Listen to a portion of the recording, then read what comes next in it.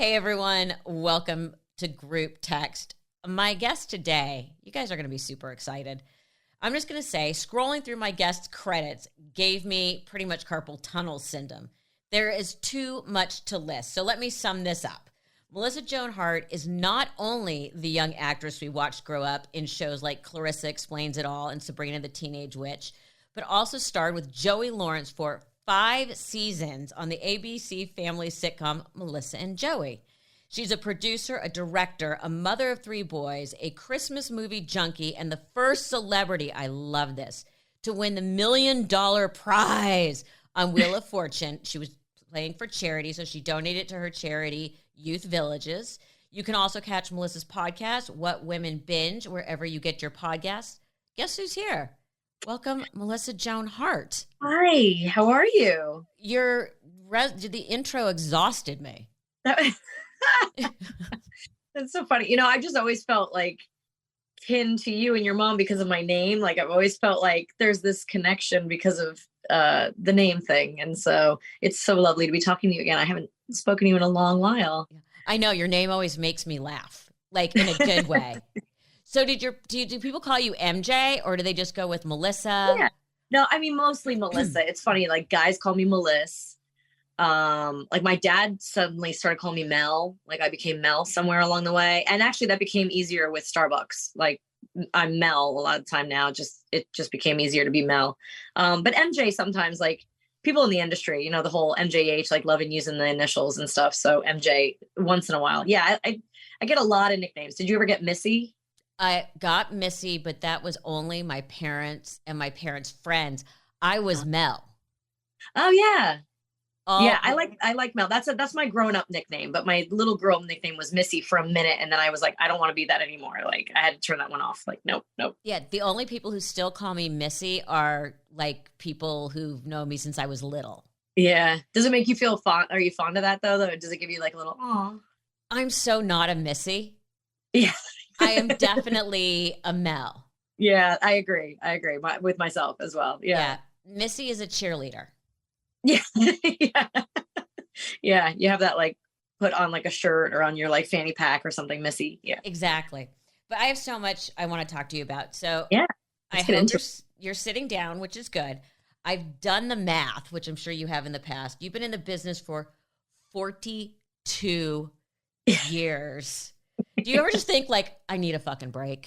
You know what's so funny? I bought a new car this weekend and my husband was on the phone. We're driving down to the dealership. And we're like, we just wanted the paperwork done before we got there, right?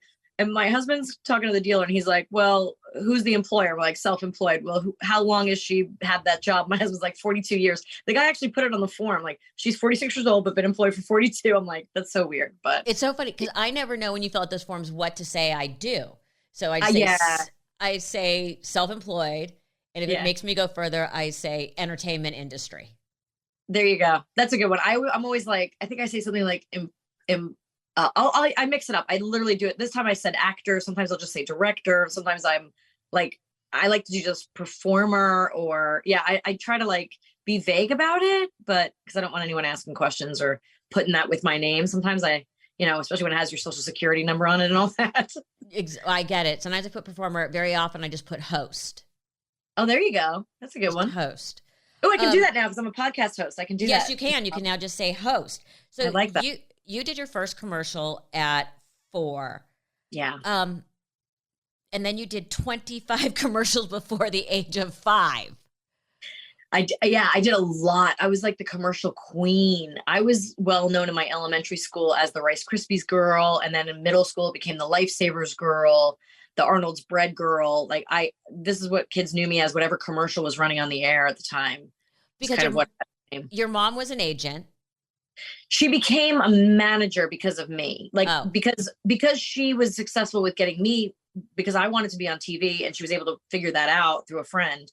People kept coming to her. Well, I want my daughter in the industry. How can I get my son in? What do you do? And so my mom ended up managing a bunch of careers. Which is great. But how did it start? I mean, at 4, it's hard to say, I want to do this. Well, do you remember the show? And I feel like only people like our generation will know this. Anyone slightly younger will not. But like Romper Room. Do you remember Romper Room? Oh, God, yeah. Do you remember Zoom? I did. Yeah. So I did, I did a little math. I was like, she never says Melissa. It's not a really popular name. Still really not. Right. Right. So I was like, she never says Melissa. So I realized that if I got on the show, I was like, okay, she says the name in the magic mirror of the kids in the audience. So if I get in the audience, she'll say Melissa. So it was all my big goal was just to get Miss Marianne or whatever her name was to say my name in the magic mirror. And so I was like, I have to be on TV. And I was like, Mom, I have to be on TV. And she was like, oh, I know somebody. And I remember sitting on the radiator while she like made a phone call and then being like, yeah, come to the city and meet or whatever. We lived in New York. So to be able to go into Manhattan and meet on auditions and whatnot. So it was, it was just sort of like me just wanting to be Miss Marianne to say my name in the mirror, which she never did. To this day, I'm still bitter. Clearly, you carry that scar with you. And I never got to host. I was on Saturday Night Live, but never got to host Saturday Night Live. And I wasn't ever in the Thanksgiving Day Parade. Like those were my like dream goals. But I realized I'm like, why are all my friends in the Thanksgiving Day Parade? And I realized, oh, they're all on NBC and yes. I'm on ABC and Nickelodeon. Those don't really go in the NBC parade. So well, and people don't understand that like with parades and award shows and all that stuff, they feature whoever is on the network. Politics. It's all politics. Did you ever figure out, it's okay. Did you ever figure out what made you, in hindsight, what made you so in demand? Oh, as a commercial? I lacked humility. Like I wasn't embarrassed by anything.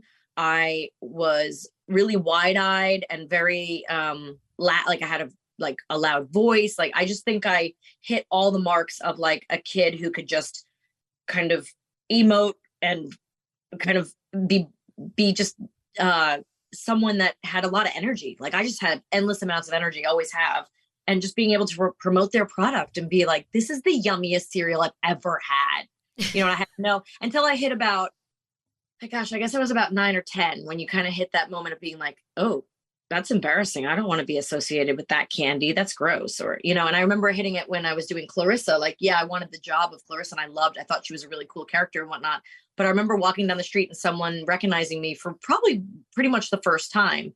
And I was like embarrassed, like I'm on Nickelodeon. It's a game show network for kids on cable. Like, ugh, now people know me for this. Like, even though I was proud of the show, there was a whole, that there's that shift between like, I want to say like 10 and on, where all of a sudden you go, oh, I'm kind of embarrassed by that, So you were working so much, so young, and your mom starts managing you. So like when you're reading One Fish, Two Fish, Red Fish, Blue Fish, were you already like calling your lawyer about your contract rider? You couldn't fire your manager.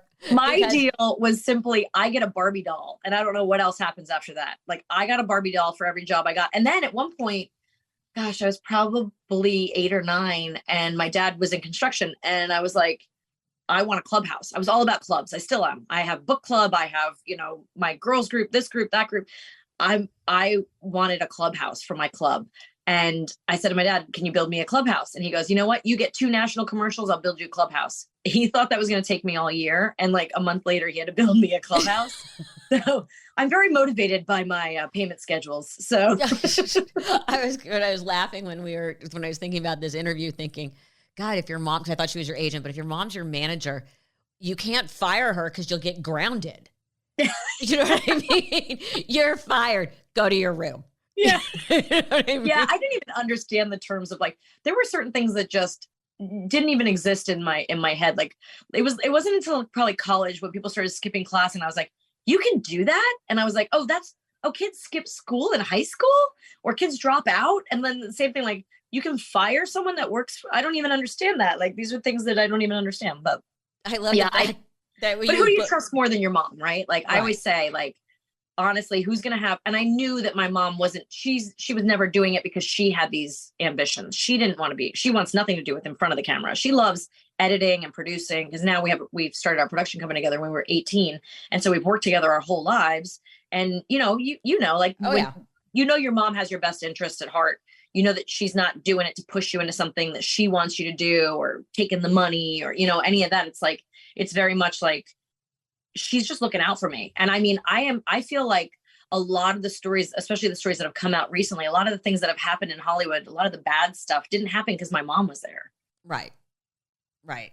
So you worked, and by the way, I think it's so funny that you say wasn't pushing you to do things you didn't want to do. You have no idea how many times I was strong-armed into things.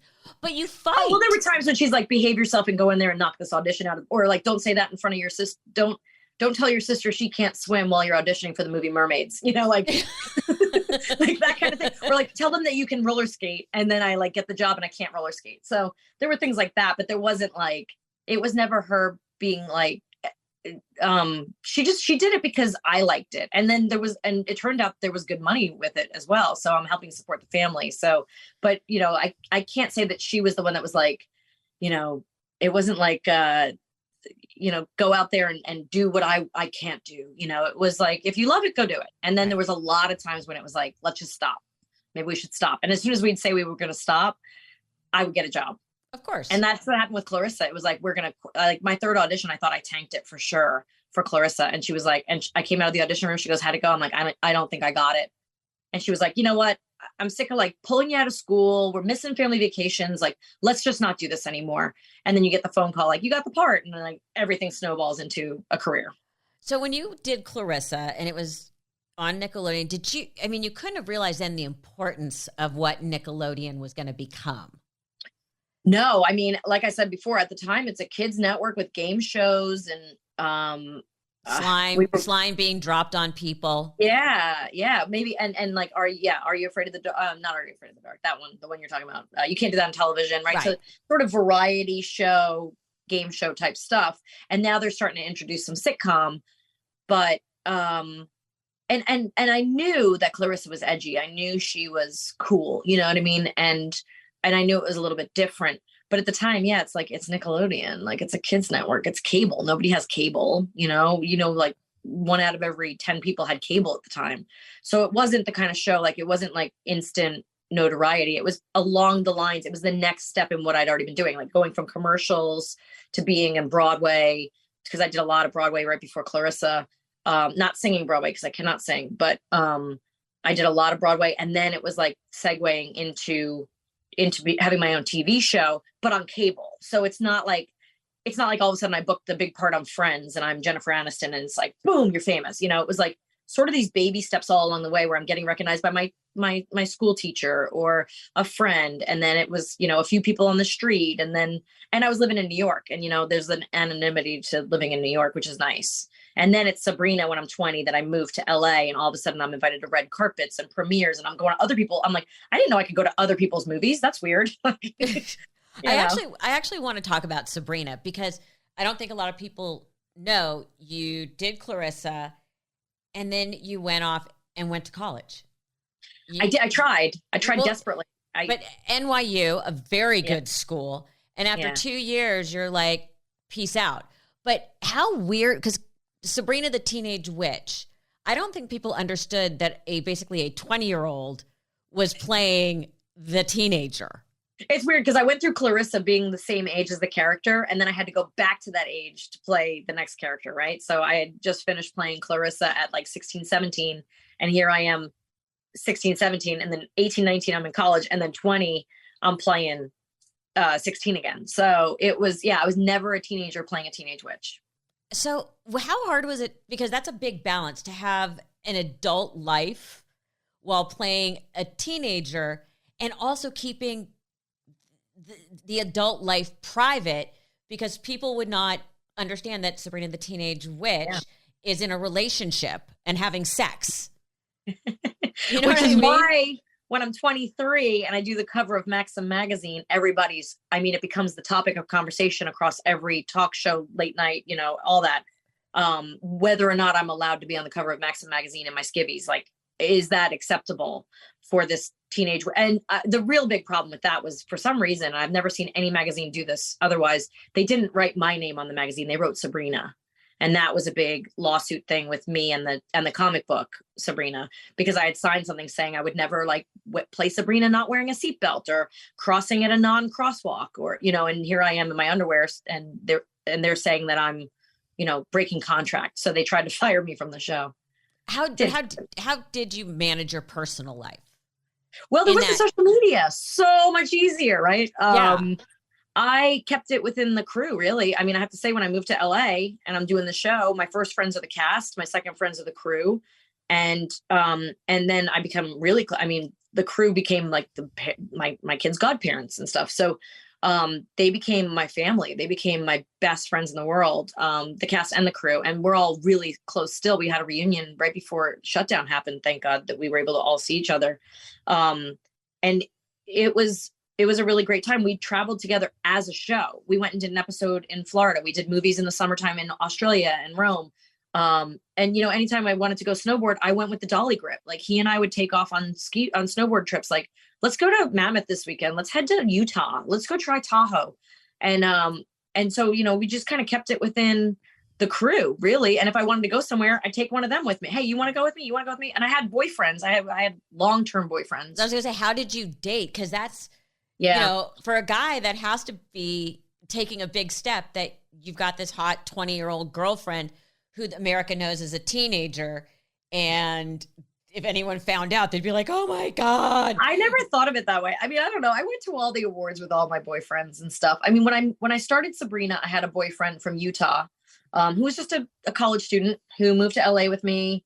And we lived together for 2 years in LA while I did the show. And he started working as a stand-in on the show. And I think he stayed in LA, and I think he produces stuff now. But, I feel bad. I always feel bad because I got him into show business, and it's like not the best business to, you don't really always want to introduce somebody to this industry. It feels like a killer. But, so for the first 2 years of Sabrina, I had a long-term boyfriend that I'd already dated for 2 years. So pretty much since I was 18, I dated him till I was 22. Then I went through some single years of, figuring it out, let's say, dating around a little bit here and there, but mainly it was like, unfortunately, it was a lot of like being around actors and athletes. There was a race car driver and a skier and that kind of thing. People you met at the X Games or at a celebrity Grand Prix. And then, the guy I married was this guy that I live with, Mark. We're about to celebrate 20 years of marriage, but we met at the Kentucky Derby, and he was a musician. I introduced him on stage. So, just kind of being around people in the industry. I tried to avoid the actors, but we were all sort of like, I'm hanging out with like the cast of That 70s Show every night. And there's all these groups of people around that we're all kind of sticking together in Hollywood. And I didn't grow up with all that. Like, I know like some of my friends, like Soleil Moon Frye, like she grew up around that, and so she had a lot of friends that she's introducing me to. And she knows the clubs to go out to, or this one knows that there's a party tonight here. And I love going out. I loved going dancing. I loved being out at night, but I'm not like a big drinker, and I'm very responsible with my, like, gotta be home by, a certain time. Cause I got a 6 a.m. wake up call. I got about 100 pages I got to spout out of my mouth tomorrow. So I got to get my sleep. I think, cause I know with me, and especially like during the MTV years and all that, when things, when we were going out and doing all these things, how lucky we are that we didn't have a TMZ. Oh, and yeah. all that stuff. And you look at young actors now, and they're so just inundated with it's all brutal. Of this. What would you say to them? I mean, I was always like, when anyone asks me, I'm like, just don't be stupid. Yeah, but it's like impossible. That's the age when you are supposed to be stupid too. It's like, you're supposed to make your mistakes. You're supposed to do, like, I'm listening to Prince Harry's book Spare right now. And I'm like, the poor guy's never gotten at least we get to battle with, when the press says something, we can come out with our own statement. He couldn't even make his own statement. So I'm like all worked up about that. I'm all worked up. I mean, what was interesting is I remember pretty clearly, like, the moment that the paparazzi became a problem for me, because I feel like living in Hollywood, if I wanted to get the press's attention, I would go to the Ivy, right? Or I would walk down maybe Rodeo or Robertson. Like, you go shopping in this area, you're going to get photographed. So it's like, all right, look your best. We're going to lunch at the Ivy. And I think that's how from what I've heard, that's how Paris Hilton became famous. Like, she knew or she'd call the photographers to where she was, and she would get that attention. Well, I feel like it was predictable. You knew where to go if you want to be, or you knew to dress up if you were going to that place because you were going to get photographed. Then all of a sudden I had my second child in 2008, and he's brand new. I'm pushing him down the street with my other 2-year-old. Like, we're walking to Starbucks. I told my husband, I'm like, I just want to get out of the house today. Brand new baby. Let's walk down to Starbucks. No idea that they're waiting out front for us. Like, they've walked with us to Starbucks taking pictures. It was so uncomfortable. And I was like, what is this? Like, postpartum pregnancy clothes, like with a baby that is brand new, and I don't want flashes in his eyes. And it was so weird. I was like, what is going on here? And that was I think 2008 is around the time when like the babies became a big press event, and like they were they were doing it to like Madonna and big like A-list stars. They wanted to know about their lives, but it's around the same time I think People magazine had that Stars They're Just Like Us page, right? So it's became like me taking out the trash, and I was like, why are these people here all the time now? So I mean, it's one of the reasons we moved to the East Coast, back to the East Coast. Sabrina's been a reboot. It's much edgier. You have not been on it. Why? Oh, well, it only lasted 2 seasons, but I wasn't asked, first of all. By the way, I understand that completely. It's like they do something like, you never even bothered to ask me. I know, but I love that everybody asks me. They're like, how come you weren't on it? Was there something, do you not like? And then they make up, controversies between me and the star, me and the producer, or I'm bitter because they're like, I'm like, no, they just didn't ask. But they did have the ants on an episode. But the thing is, it wouldn't make, like, it made sense to have the ants on. I didn't actually watch it, to be honest, but I know that the storyline went that she went to her TV personality, like Sabrina went into her TV personality, and those were her TV ants. So it made sense for them to be here, but what am I? If Sabrina's still there, then who am I? So I think it would have made a lot of sense. I'm a little hurt that they didn't ask me to direct it, because that could have been a fun tie-in without me having to be on the show, because I'm not going to replace Sabrina or be an alternate Sabrina. We're different ages, different styles, everything, but I wasn't hurt by it or anything like that. It's just funny that I get the question all the time, like as if there's some kind of deeper, underlying, like there's supposedly a rumor on Reddit that I'm in a huge battle with Lena Dunham or something like that. And she and I have been DMing each other like, we've never even met. Like, I hope I don't harbor any ill will towards you. I would have thought there would have been a cameo. You would have exactly like been the waitress, just with a wink and a nod. Like Netflix asked me to promote it, which was weird. Why am I going to promote something that you've never even asked me to do a cameo on? It was super weird. I mean, at first I couldn't quite get my head around it. I ended up doing it. I think it's on YouTube, where me and Harvey, Nate, who plays Harvey, and the ants, we watched pieces of episodes, and we reacted to it, and that was it. But they paid us for it, so I was like, all right, if you pay me for it, then I'll freaking do it, I guess. It didn't make sense at first, but once they explained it, I was like, all right, I'll do it. But it seemed like fun. Then it was a reason for me to get together with my old cast and go out to dinner after doing this thing. But yeah, I wasn't asked to be on it. By the way, I understand that completely. There are so many things I'm like, you could at least ask me. Well, it's just funny because it just always becomes, right, as if there's some deeper thing. It's just, I didn't fit. It didn't fit into it. Makes sense. So you have 3 boys, but you come from a big family. You're a family of 8, and this I love. 1 boy. Where did he fall in the birth order? That poor thing. He is 4th. So he has 3 older sisters and 4 younger. No, he has, wait. How many kids are there in the family? 8. Yeah, there's 8 of you. I always have to do the math because there's also like my mom's daughters and my dad's daughter. So he's got 3 older sisters and 4 younger sisters. So he is smack in the middle. And here's the funny part. Most of us have boys. I have 1 sister who has a girl. The rest of us have boys. But there are 7 boys. There's 10 grandkids. 7 are boys. He has 2 girls. The poor thing is like all around. But you know what? He has really good guy friendships. And he has a really close relationship with my dad. So it's good. What I was thinking about, though, is how would he have ever brought anybody home? I mean, that had to be terrifying. Yeah. Well, it was really hard because he grew up, the girl who lived next door to us actually was my little sister's best friend. And he ended up dating her all through college, like throughout elementary school, middle school, high school, college. And they were about to, I think he had a ring and they were about to, I don't know, like they had just moved in together and they were like, nope, we're done here. And we were like, he's her best friend. We've known her our whole lives. And now you think we're going to accept someone else in your life? No, like that, this can't happen. So, but he found a wonderful girl. He is happily married now for, I think it's been like 7 years, and they have 2 little girls. And I can't believe he found someone that we all liked, because that is a lot of pressure. Like there's a lot of bitchy females in this family that are like, that's our brother. That's our only baby brother, That had to be like, this poor woman had to walk in to like Thanksgiving. It must have felt like, I mean, I I've just met my boyfriend's whole family, and he's one of four, and everyone has all these kids. And I was terrified at our age. I was terrified. It's funny though, because she has taken on the role of like the matriarch of the family in a way where we'll all call her and say, can you tell my dad to please come to Thanksgiving dinner? Because like, we want to see him. And she's like, all right. And she's the only one that can convince my father to do things. And like, she sort of is a little bit of the glue in our family of like being able, somehow she has become the center of all of us kind of like coming together and stuff. So she's holding her own. She's a tough Italian chick. So she's holding her own.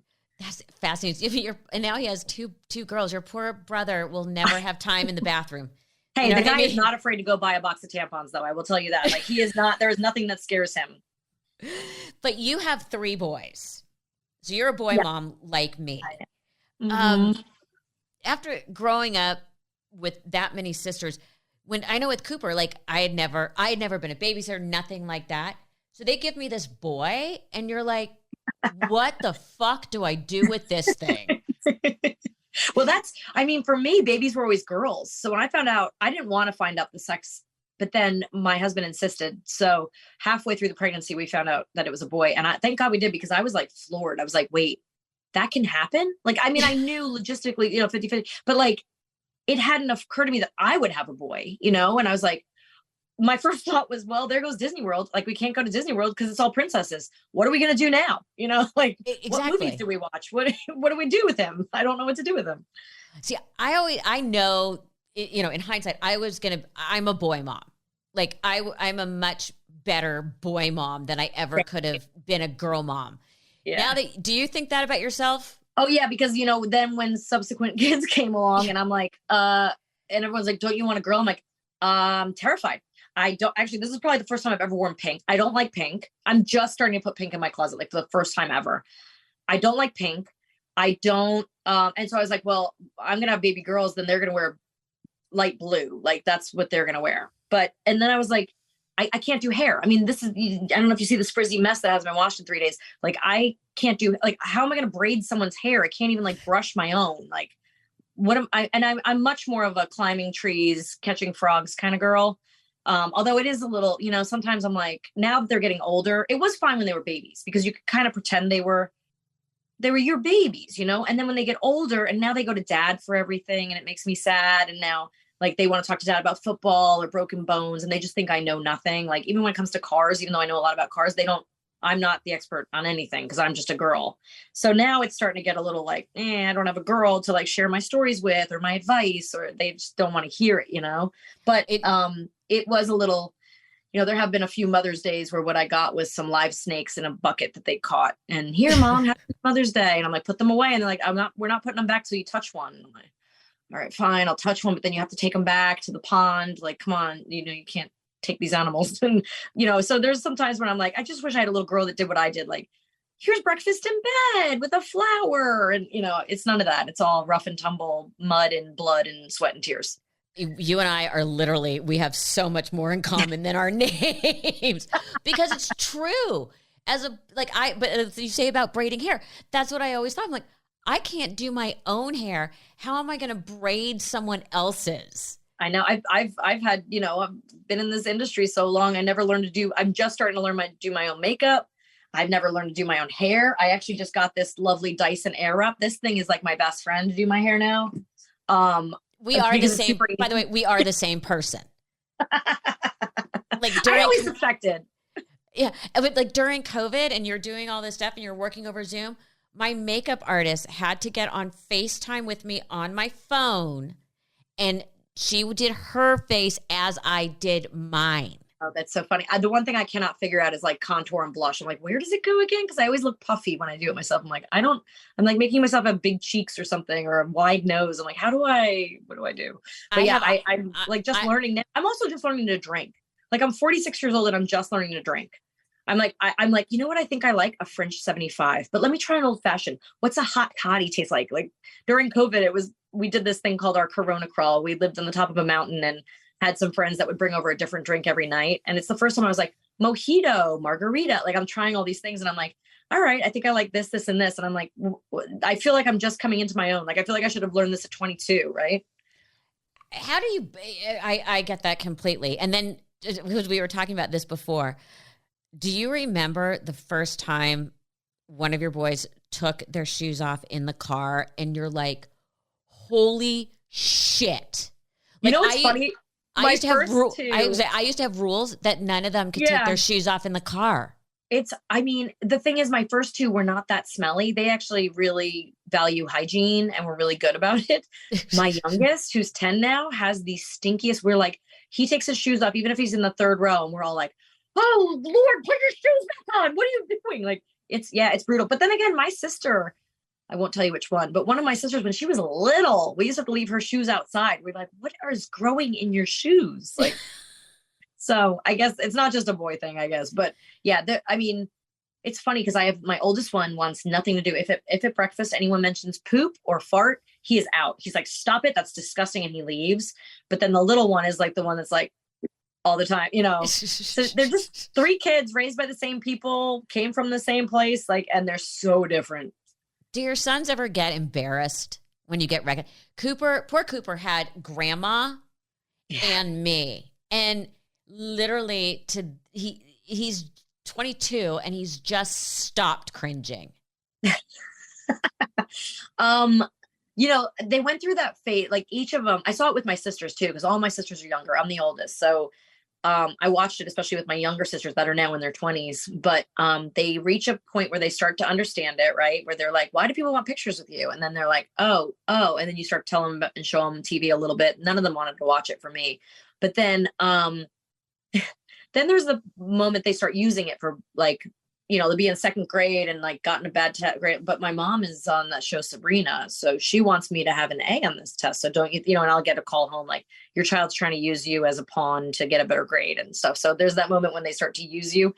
And then there's the moment when it gets cringy, right? Like they're just now starting to be like, well, it's weird because they'll use it when it's to their advantage. Of course. Like something like, hey mom, introduce me to Jelly Roll at the Titans game in the influencer suite, or, but then it's like the other times when they're like, nobody cares that you're on TV, shut up,